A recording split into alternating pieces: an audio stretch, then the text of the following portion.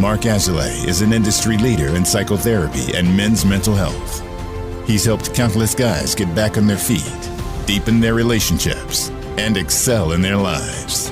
Now he's taken all that he has learned and is sharing it with you. In each episode, Mark will interview an expert in the field of masculinity and men's work. We'll cover topics such as emotional intelligence, masculine identity, anger management, financial health, trauma recovery, marriage and divorce, ethics, and spirituality. Tune in and become a better man. Welcome back to the Men's Therapy Podcast. I'm your host, Mark Azalea. I'm here with Christina Dixon, a returning guest. Today we're going to put on professional hats. I think when we've talked before, it's been about like our relationships and about, dynamics as we're kind of on the same path of, getting engaged, getting married, thinking about children, all this stuff. But today will be a topic specifically about men in therapy, being that we're the Men's Therapy Podcast. And it'll be around some of the barriers that I think men face getting into treatment, and some of the just gender dynamics and some of the industry realities that I think prevent guys from getting the help that they need. Mm-hmm. Yeah, I'm a big supporter of everybody being in therapy. And certainly, like you're talking about, some people have more difficulties with access and even the stereotypes or the difficulties in seeing the benefit or seeing themselves in a therapy setting. And I think a lot of times men have more barriers to that, like you said. Yeah, so I want to start with some questions for you. I know you work with a lot of first responders, right? A lot of men. I'm curious from your perspective, like, what's different as a therapist working with a male versus a female in therapy? Wow, that's a great question. I think the first one that I traditionally see, it doesn't apply to every single person coming in my office, but men are socialized to not necessarily know their feelings, not be able to necessarily identify them, don't have language or words for it. And then if you even have the ability to do so, you're not encouraged to express them. So I think therapy is a way that a lot of men see is incredibly vulnerable, incredibly exposing. There may be an idea of, I have to go here and spill my guts. They're going to try to get me to cry. These maybe just really scary ideas of what this kind of intimacy would look like. Yeah. And I think building off that, there's so many guys who ask like, what do you feel? And they're like, I don't know. Mm-hmm. Right. And I think men have a lot of fears and insecurities, but a big one is feeling incompetent. Right. And I think we talk about working with a female therapist, specifically feeling emasculated. Mm-hmm. Right. So asking them a question of like, what do you feel? And if the answer is that they don't know, it can be really humiliating for a lot of guys to be asked a question that we don't have an answer to. We don't even know really what the question is on some level, Right. There's, I think, a lot for many of us, there's a lot of education that goes behind it. Some families didn't talk about anger, for instance, so we may not know what anger is or how we identify it in our own bodies. But I think a lot of men, there's a number of emotions that they haven't been encouraged to recognize. So looking at it differently is there a body sensation that you're having? Is there a thought that you might be having that might help us get information and get a vocabulary around it? But yeah, if the idea is I'm supposed to have my shit figured out, or I'm supposed to know certain things, and I'm going to go sit across a woman who's going to tell me how to feel, that might be a big ask for somebody, especially if someone is feeling emasculated in that process. Yeah. So how do you work with that? How do you work with that emasculation component? I think that's huge across the gender lines. Yeah. I try to provide an environment where there's some commonalities. There's a way that we can connect, that we can build a relationship together. And then I often provide a lot of information and education of this is normal. And I like to blame the bigger, group of it's society's problem. You were never given the opportunity or never given the information to be able to be good at this skill. So I'm asking you to do calculus math when we haven't even figured out how to do addition. And if I can normalize it in a way of it's not you that's the problem, and or how can this benefit you in your life and the things that you're wanting to work on in therapy, then I think there's a chance of getting some buy-in. Yeah, I think that's a great thing. It's like bringing it out. Because I think men also, I've noticed, different from women, talk really theoretically a lot. it's difficult. I've seen from my guys, it takes a lot of trust and respect for them to talk about their own lives, and then even more talk about their past, like the past and their childhood, and like times where they felt weak, right? Or they made a mistake. Like that's like the deep, dark. I think a lot of men, I mean, a lot of people, but we'll focus on men. A lot of men carry a lot of secrets, and a lot of hidden, like really deep shame. So yeah, I think starting from a theoretical education, like very cerebral lens can be really helpful. Right. And if there's a way to have a conversation about someone else you might know, you might have a buddy that has this kind of thing. Maybe it's not something that's going on for you right now, but that we can bring it into the room, normalize it, say it's okay, but not be the spotlight on you as an individual, that you have this quote unquote problem or that you are struggling with this. Yeah. There's this quote that is kind of fucked up in both ways, but it comes to mind where it's, women are afraid of being killed by men and men are afraid of being laughed at by women. Right. And it's like, definitely not to minimize like the physical fear that I know a lot of women live with and really can control their lives and really, be a horrible thing. And then men have it, but it's in that emotional realm, right? It's this idea of like being humiliated or being exposed or something, especially in front of women. Do you notice that? Yeah. Yes. Yeah. And it makes me so sad as I think about that there's this limitation of if you're using that quote, that the equivalent of being laughed at would be such a threatening situation, to an extent that I feel like I'm being killed or murdered or physically attacked. Certainly nobody wants to be laughed at, but that if we could be vulnerable, if we can understand I'm not perfect at everything, or I'm not going to be able to do all the things immediately, but that I can be honest or raw and not be, attacked. It's sad to think that that's a situation that many men live with. Yeah, I think a lot of us do, and I think it's more and more common as the generations go down. And I think as men get, I say it's tactfully, but it's like kind of like not as relevant, right? Because of all the great movements that feminism is doing, like women have jobs and they don't need a man. And there isn't like that survival pressure nearly like it was even, 30, 50 years ago, right? I think men are feeling this real gap of like, what is my function? Right. And women have a lot more power and they're really intimidated by the power that women have, when I work with a lot of my guys, again, especially millennial generation and younger, most of what they do is for women, right? Like they're being successful because they want a woman to give them attention, or they want to get laid, right, on the most base level, or they want to get married or something. And the opinion of the women in their lives is very, very powerful for them.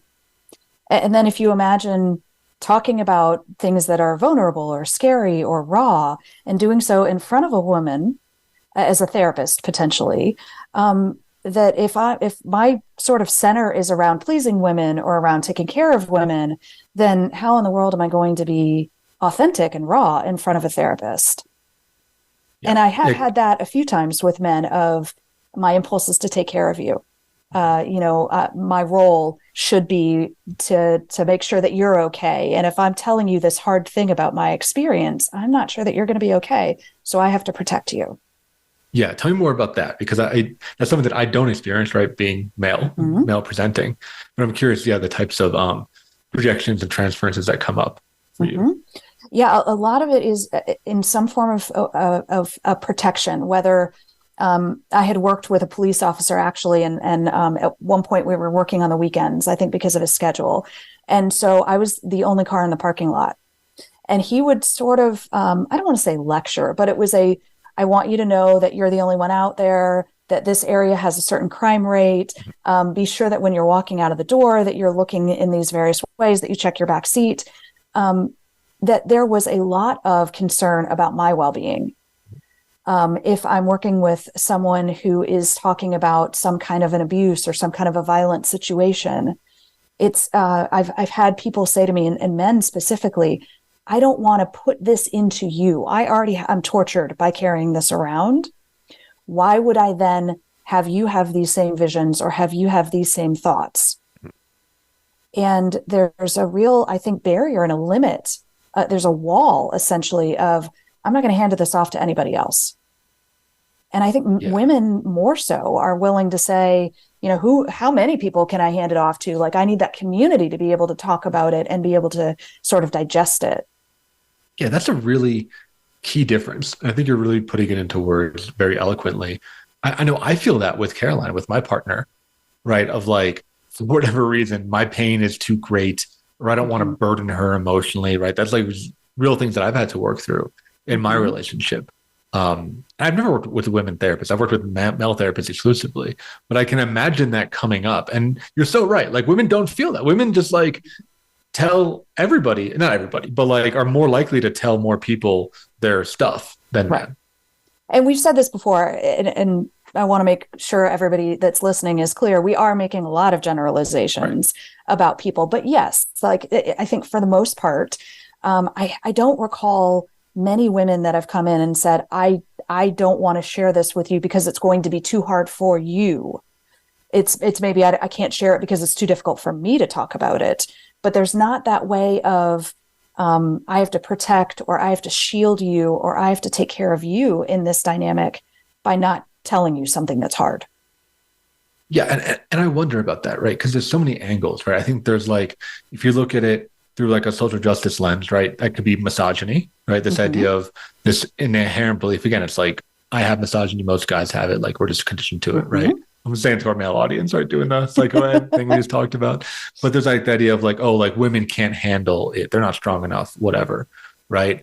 But I think there's also this protective provider thing, which is honorable. I mean, I think it has really noble roots, and it has been the male role for most of human history, of the idea that like, men are the predators and women are the prey in some ways, right? Like, we are there to protect, the children bearers, right? The child bearers of our civilization. And that's, I think, a very noble pursuit. But it gets wrapped up, right? Like, it's hard to know what's operating during that moment, And even if it is a noble pursuit, what a burden to have to carry that basically alone.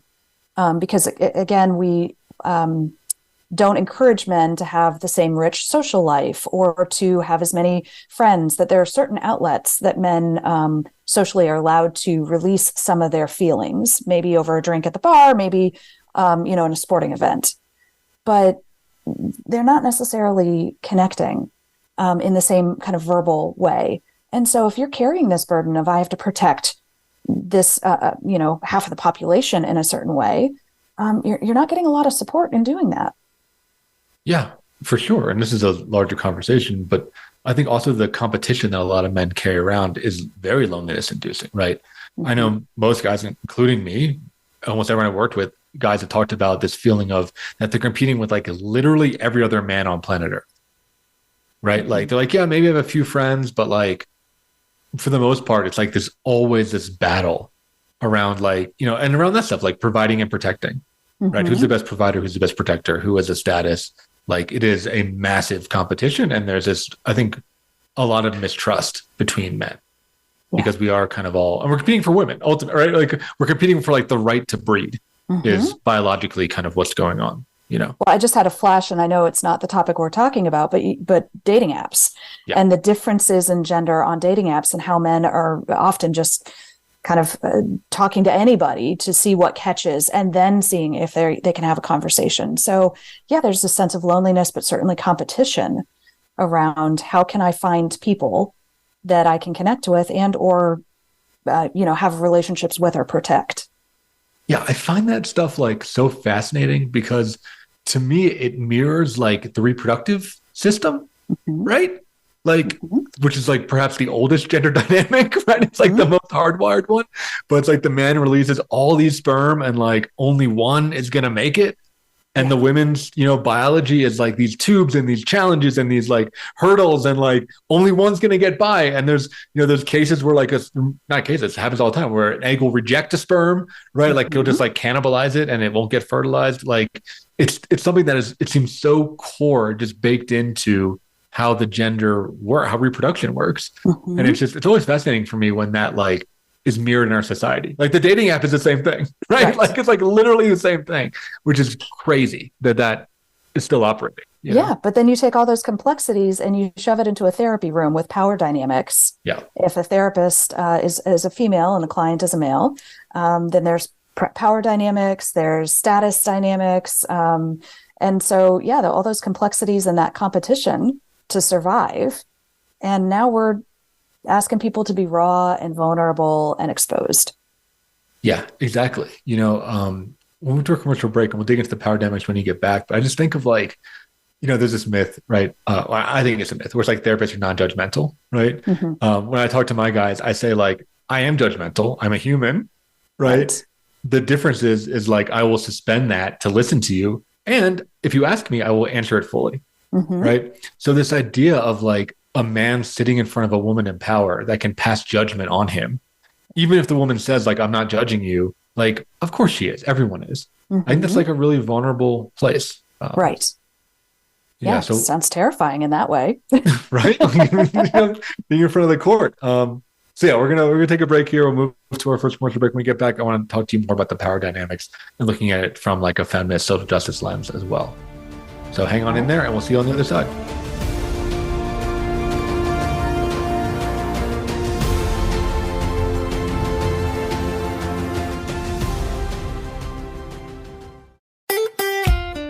Follow Voice America at facebook.com/Voice America for juicy updates from your favorite radio shows and podcasts. Men's Therapy Online is now accepting new members. Men's Therapy Online offers a solution to the lack of outlets for emotional expression, positive role models, and access to meaningful milestone experiences. In our post-COVID world, loneliness is at an all-time high. Men need consistent community.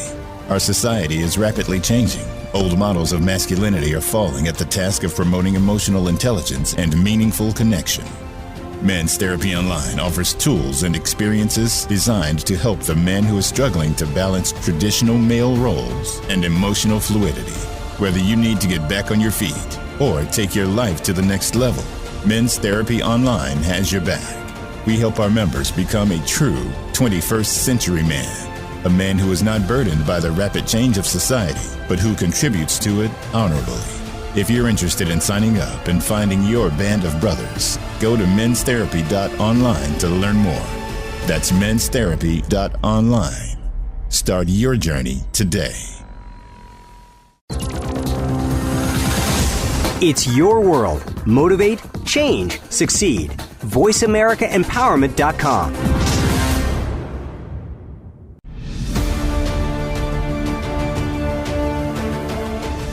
You are listening to the Men's Therapy Podcast with Mark Azalea.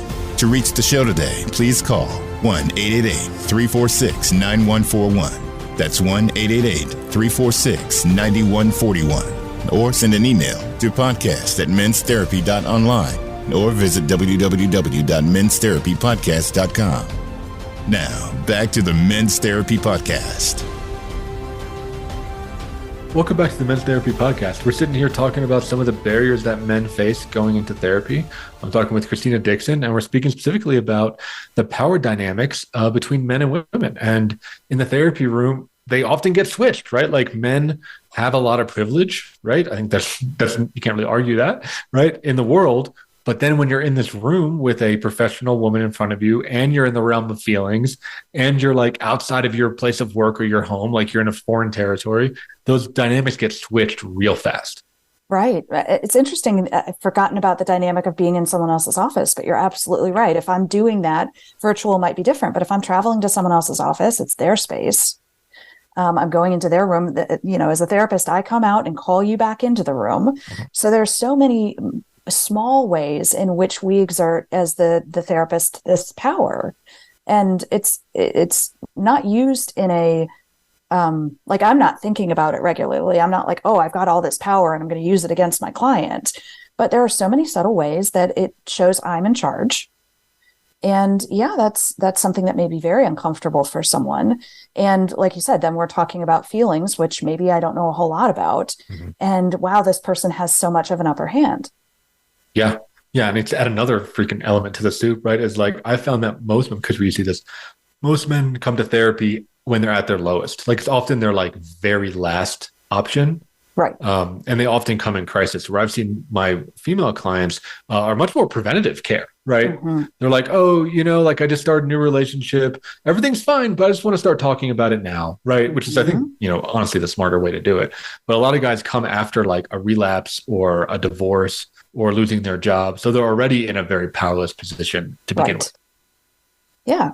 And we're not setting men up for success in that way. We're not encouraging them and to talk about things when it's mildly upsetting or when there's a little bit of a struggle. My partner and I are having some challenges in communication. Let me talk about what I might be bringing to the table instead of, divorce or a sort of threat of if this doesn't change, then we're done. It's a pretty low point. And there's a lot of desperation. There's a lot of need for this to change quickly. And therapy doesn't always work that way. Definitely does not. So what are some of the power dynamics that you notice in the room between you and your male clients? I think there's, depending on the client's educational level, there may be a feeling of discomfort or threat about my having a college degree and a master's degree, being licensed, which means I have to go through a few more hoops. So that might be a challenge. I think there's some ways that they may, I'm collecting money. And so that's another thing that's difficult, I think, for people not only to talk about, but, for us to have this conversation of where's your credit card information or, you didn't have payment last time or something that could be, awkward or uncomfortable. I've had a number of people walk in and say, where am I supposed to sit or which one is your chair? Mm-hmm. And I love handing back to them, I sit wherever you don't. And so kind of this idea of like, you can sit in quote unquote my chair if you want. And I think that helps people feel a little bit more empowered, feel in control when they look at, here's a couch, here's a single chair. And it may be a way of trying to change things up for me and see how I respond if they sit in my chair. Yeah, I think that's like really critical. How do you deal with that? And I'll be more clear about that, right? Like I work with a lot of supervised therapists, right? And then mostly of them are female, which we'll talk about. There's way more women therapists than males. And they really talk about how they struggle challenging their male clients, like talking about the payment, like you talked about, right?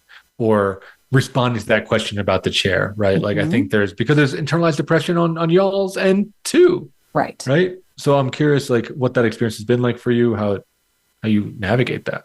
It's taken some time. It wasn't something that I was as comfortable with at the beginning. I think all of us, when we're new in something, we're a little more timid. And there's a way I think that men are encouraged to present confidence, and women are not. So that might imbalance the scales a little bit, that if a man is feeling uneasy about coming into a therapy session, they may overcompensate in a way of let me challenge or let me look so confident. And like I said before, I try to connect on something, or I think one of my techniques is to try to rattle in a way. If you're going to try to rattle me by sitting in my chair, I'm going to rattle you by not caring. It is kind of a response that I have. I often in my own personal life curse. And I find that cursing in the therapy room is something many people don't expect, or I think many men don't expect me to curse. Yes. Yeah. And so I do like bringing that out every once in a while in a way of, can I shake things up, or can I maybe challenge your idea of who I am and see if we can talk a little bit about that. Yeah, let me run this theory past you. So this is like in development. I presented this at the Colorado convention. This whole thing on men. And what I ended with is I said that, women need safety in the therapy room and men need respect.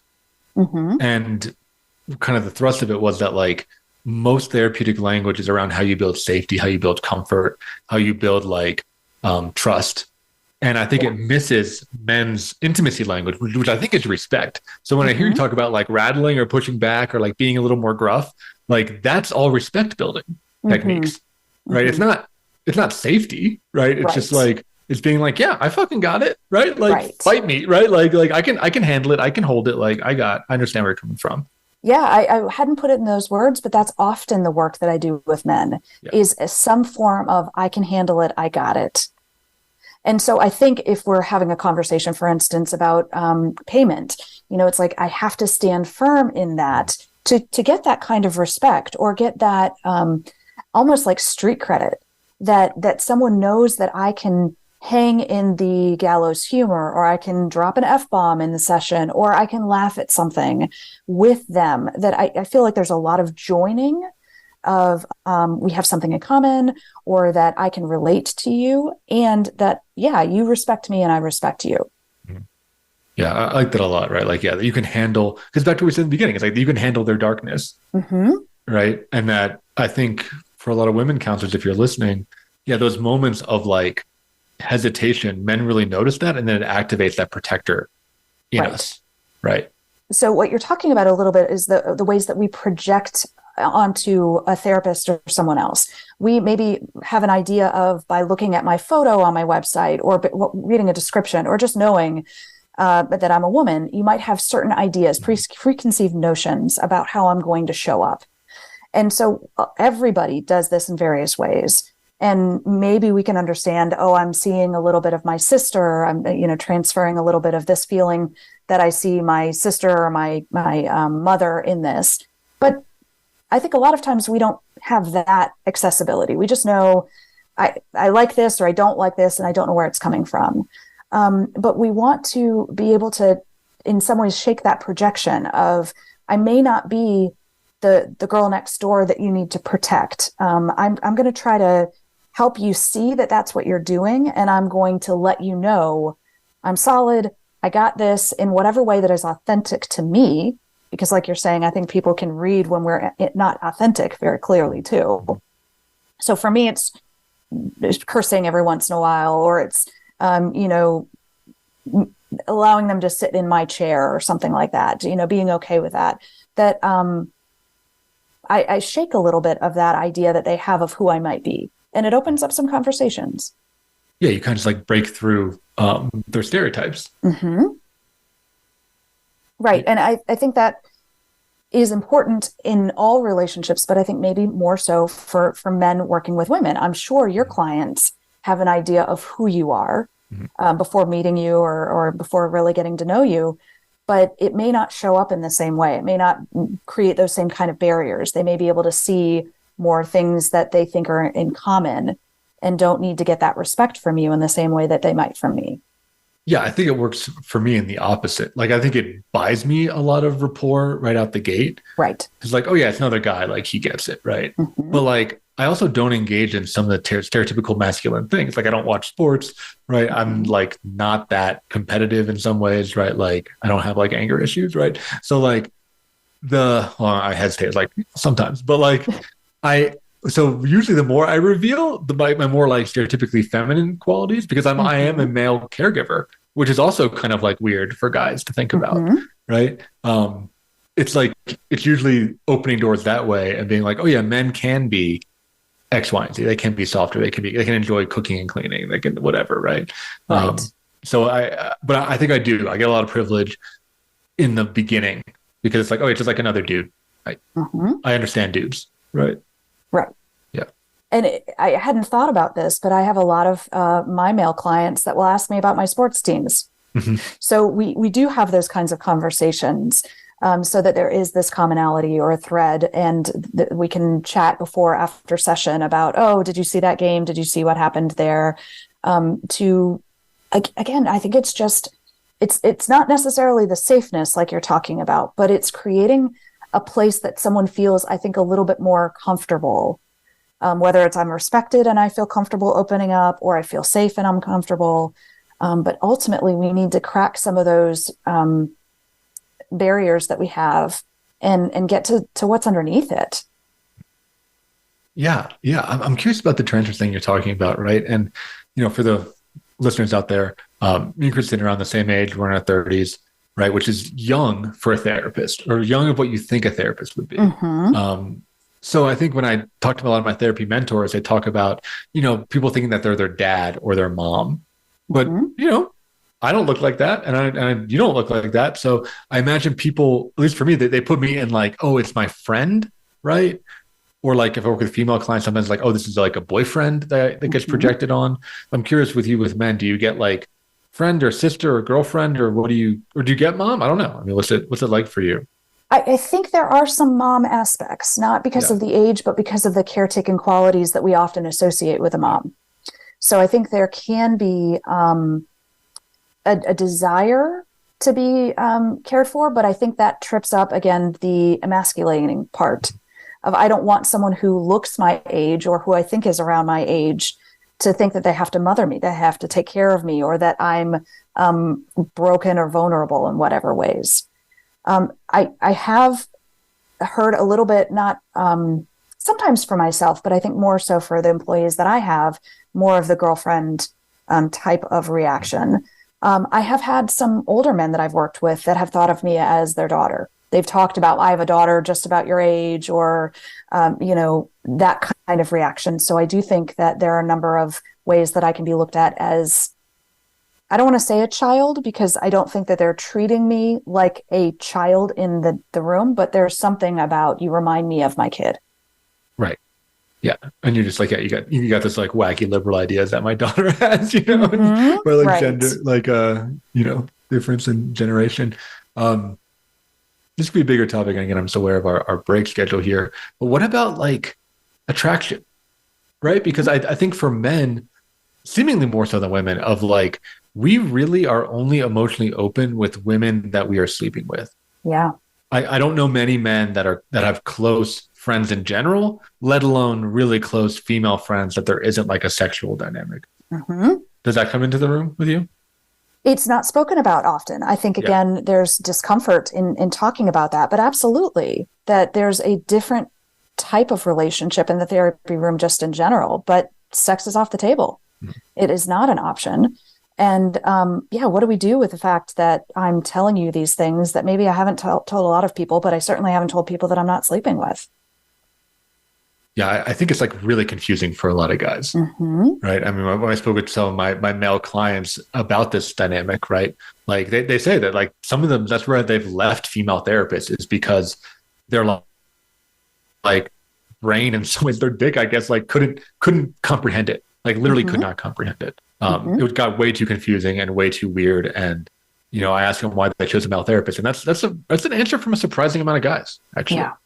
Yeah. And that leads to something I think we're going to talk more about, which is that there are not as many male therapists in this field. We're working to get more trained therapists, but a lot of times women have, there are more women to choose from, and or they may have availability and specialize in something that's related to what the client needs.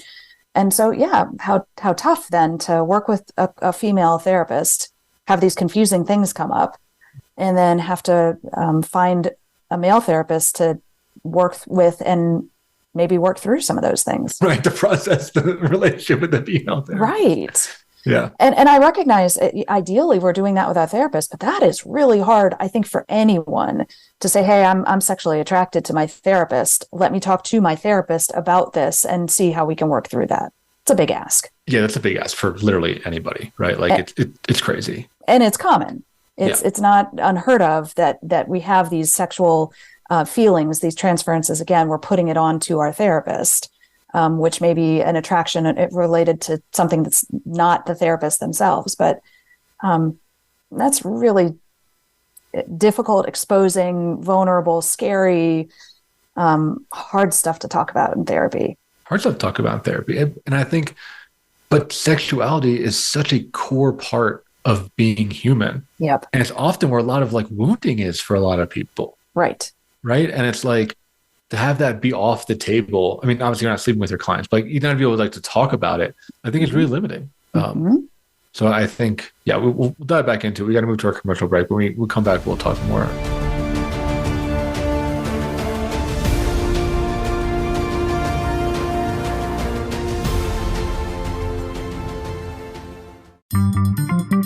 Voice America is on LinkedIn. Connect with us today. Men's Therapy Online is now accepting new members. Men's Therapy Online offers a solution to the lack of outlets for emotional expression, positive role models, and access to meaningful milestone experiences. In our post-COVID world, Loneliness is at an all-time high. Men need consistent community. Our society is rapidly changing. Old models of masculinity are falling at the task of promoting emotional intelligence and meaningful connection. Men's Therapy Online offers tools and experiences designed to help the man who is struggling to balance traditional male roles and emotional fluidity. Whether you need to get back on your feet or take your life to the next level, Men's Therapy Online has your back. We help our members become a true 21st century man, a man who is not burdened by the rapid change of society, but who contributes to it honorably. If you're interested in signing up and finding your band of brothers, go to menstherapy.online to learn more. That's menstherapy.online. Start your journey today. It's your world. Motivate, change, succeed. VoiceAmericaEmpowerment.com.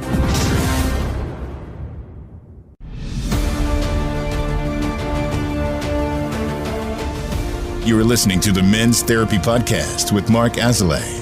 To reach the show today, please call 1-888-346-9141. That's 1-888-346-9141. Or send an email to podcast@menstherapy.online or visit www.menstherapypodcast.com. Now, back to the Men's Therapy Podcast. Welcome back to the show. Sitting here with Christina Dixon, and we're talking about men's barriers getting to therapy, and we landed on talking about sexuality and how difficult it is. I mean, not just for men, for like literally anyone to talk about sexuality in a therapy setting, let alone across the gender lines. I think it certainly goes both ways. So, yeah, Christina, what are your thoughts around that?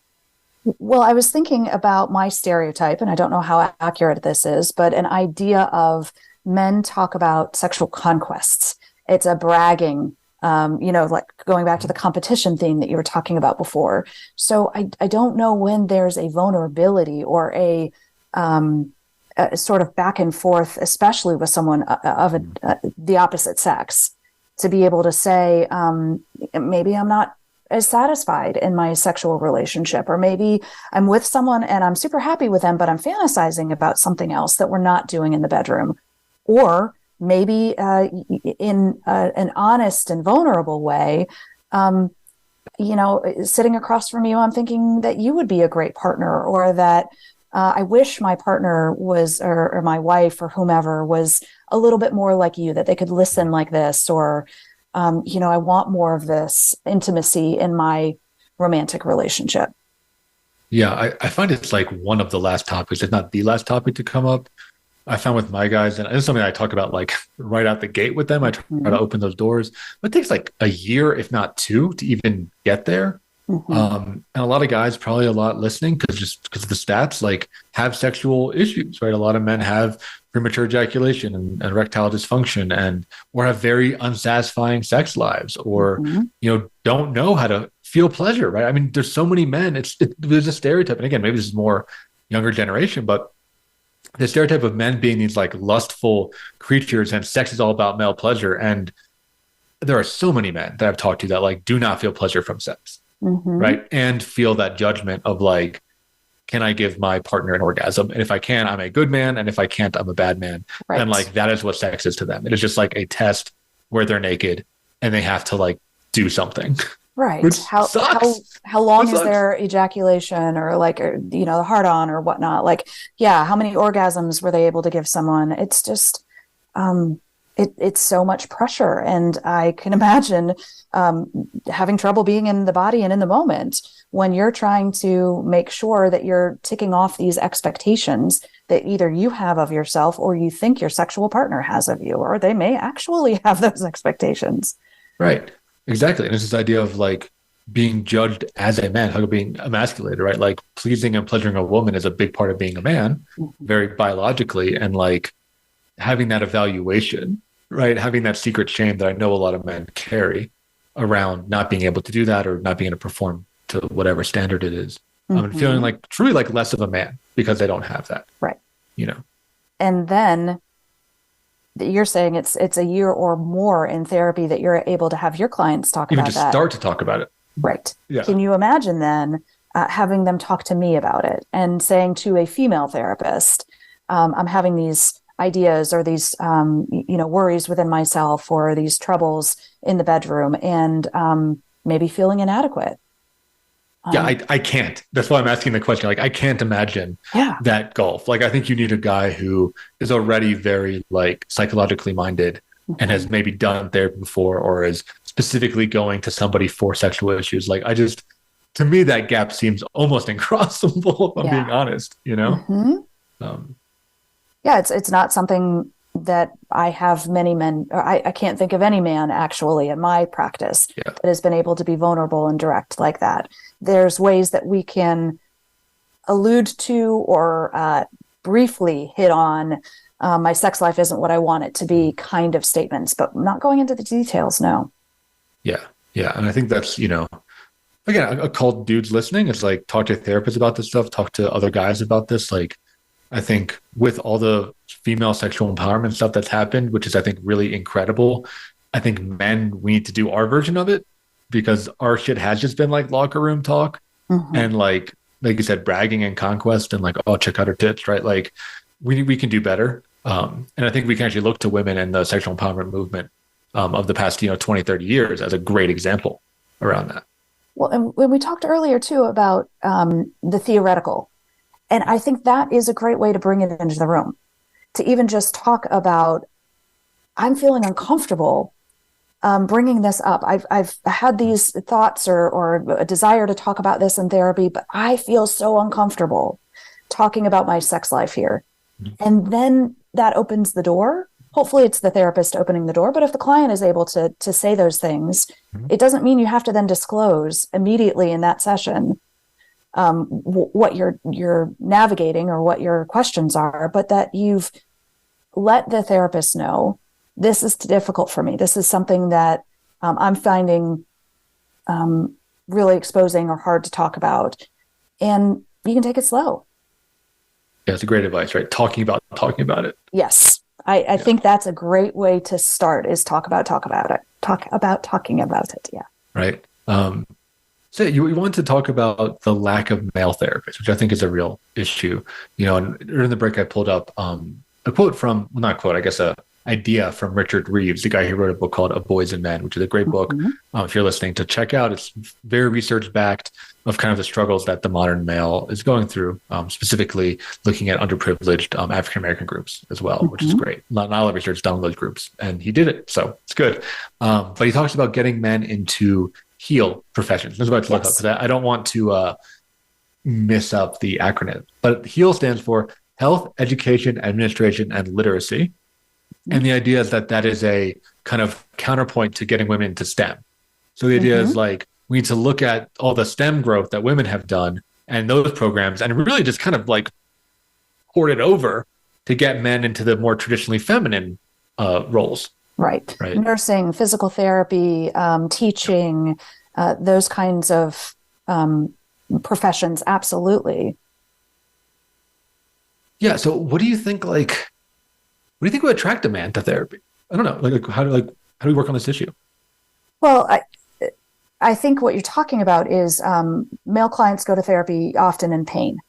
And so I think if we can help younger men get access to therapy in a really supportive way, not a shaming way of, you're a teenager, you're trouble in the family, and we need to fix you, but in a way of normalizing. And I think a lot of younger parents are doing this now, is they're talking to both genders or all genders about, what are your feelings? It's okay to have this feeling, whatever that, it's okay for a girl to be angry. It's okay for a boy to be sad. But if we can help support younger boys in knowing about therapy, in being able to have access to helpful therapy, then I think that's often what leads many women, I think, into being therapists, is, I had a positive experience, or I've, been the person in my family or my friend group that everybody comes and talks to. So let's just translate this into a profession.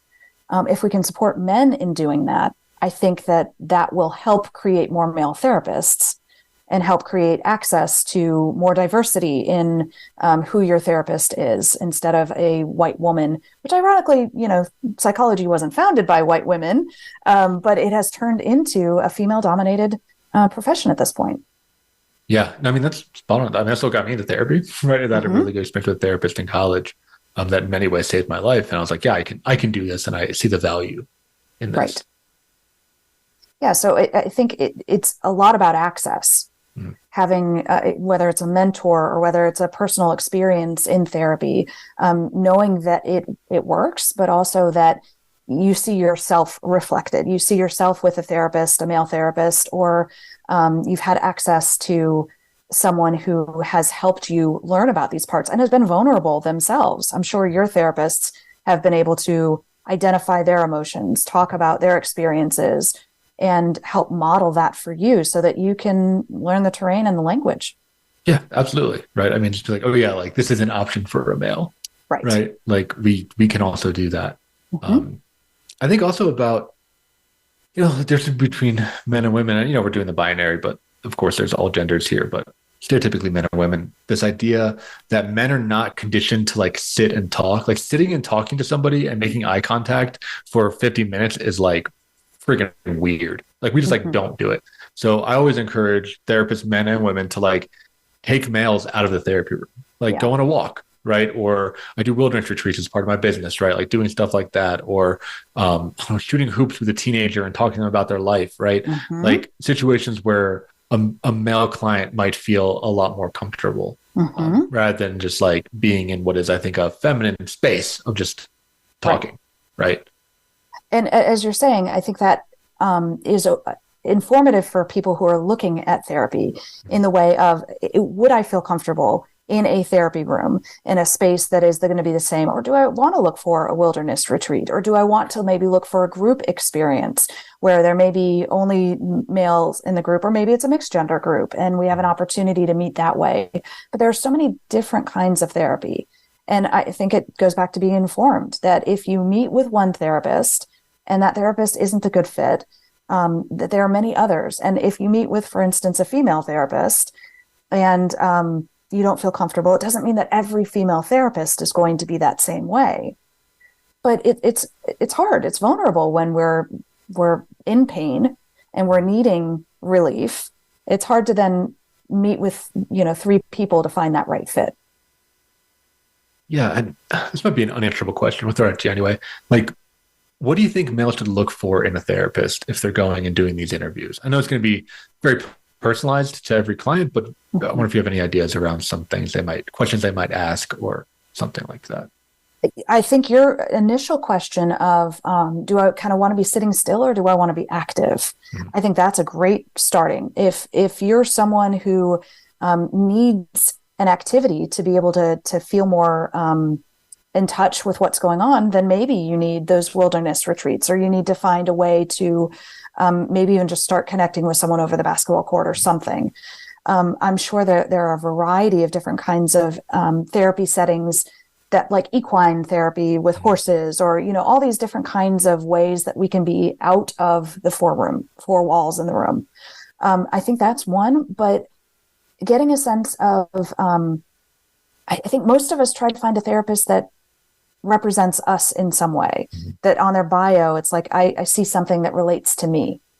And so if you can find a commonality, I think in the therapist that you're working with, that helps find a way to relate and connect. It may not be the full mark, but it's somewhere, I think, to start. I think that's great. Yeah, I think just to kind of piggyback what you're saying, I encourage all clients, and men especially, like, be really picky about your therapist. Like, it's a really important role, and it's literally your brain, right? And like your personality and your emotions, and interview at least 3 people, no matter what, right? Like, take time, understand it, like really be picky, and ask questions. Like, if there's any question that you are hesitant of asking, ask it anyway, right? Like, hey, can I talk about sexuality? Or, hey, have you worked with a man that has my issue before? Hey, like, are you married? Have you been divorced? Does that impact? Do you have kids? Right? I mean, all those questions, like, as therapists, we should answer those, right, to help people make educated decisions. My only sort of caveat or warning is I have seen people that are very specific. I want someone who's divorced, has 3 kids, is in their 50s, as my therapist. And so the more specific we get, I think the more difficult it's going to be to find somebody. So if there are some things, whether it's are you in a relationship, but if you're not, are you familiar with, or can you talk about these things? I don't have kids, but I've been able to work with people who have kids because I can relate to certain things that they're going through, and I'm informed in those ways. The other thing I want to add is I think it takes, so if you've interviewed or talked to 3 people and you're meeting with them, I think it takes about 3 sessions often to find out if that person is really the fit or not. So I think it can be easy to jump and hop. It's a way to avoid maybe going deep with someone. Is I met with this therapist once, they weren't good. So I went to another therapist once, they weren't good. But if you can give someone 2 or 3 sessions, and I think by then you generally know, are we able to connect? Do we have something to work on here? Or, maybe I should stop before the relationship gets too deep and see if I can find another therapist that's a good fit. Yeah, those are all really great suggestions.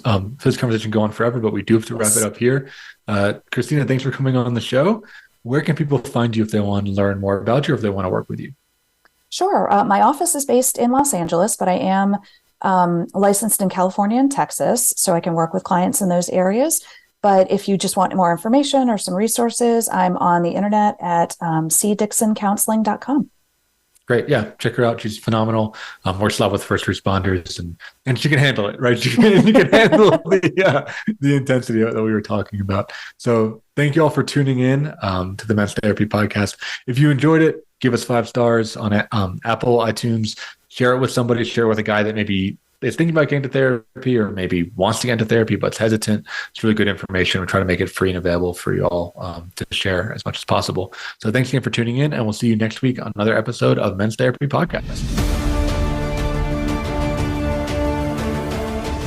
Thank you for joining your host, Mark Azoulay, on the Men's Therapy Podcast.